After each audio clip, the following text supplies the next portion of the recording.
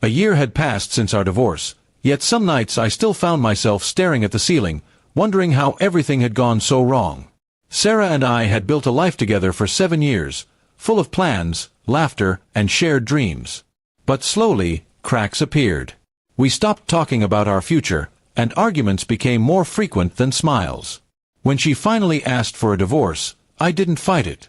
Maybe I was too tired, or maybe I thought she'd change her mind once she realized what she was losing. She didn't. After the divorce, I tried to move on. I focused on my work, spent more time with friends, and even took up hiking to clear my mind. I avoided any reminders of Sarah. No pictures, no old messages, nothing. She had moved to another city, and for the first time in years, our lives no longer intersected. I thought that was how it would stay forever. One rainy evening, as I was leaving the office, my phone buzzed. When I saw her name on the screen, I froze. For a moment, I thought it was a mistake. I hadn't heard from Sarah since the day we signed the papers. Curiosity and confusion tangled in my chest as I hesitated before answering. "Hey, it's been a while," she said softly.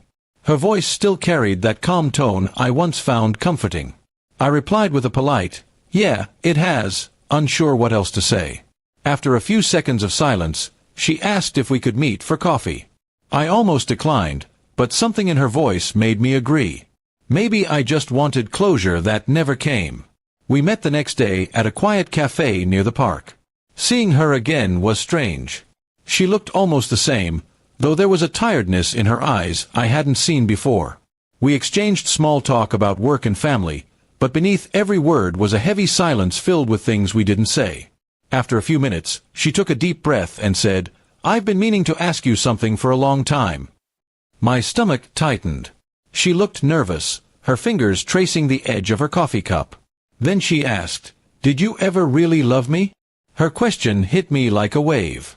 Out of all the things she could have said, I hadn't expected that. My mind went blank, and memories flooded back. The good times, the laughter, the nights we stayed up dreaming about the future. I remembered how much I had loved her, even when things were falling apart. But I also remembered the pain, the shouting, the loneliness of being in a marriage that had already ended long before the papers were signed. I looked at her and finally said, "Yes, I did. More than you'll ever know. But love wasn't enough to fix what was broken." Her eyes watered, and she nodded slowly. It was as if she had needed to hear it, even if it hurt. For a moment, neither of us spoke. The air felt heavy, yet peaceful. She admitted that she had spent the past year wondering if leaving me was a mistake. She had tried to move on too, but nothing felt right. Every relationship after me felt shallow, empty. I wanted to tell her that I had also thought about her, that I missed her laughter and the way she made ordinary days special. But I also knew that going back would mean reopening wounds that had barely healed. So I said quietly, "Sometimes love ends, not because it disappears, but because people change."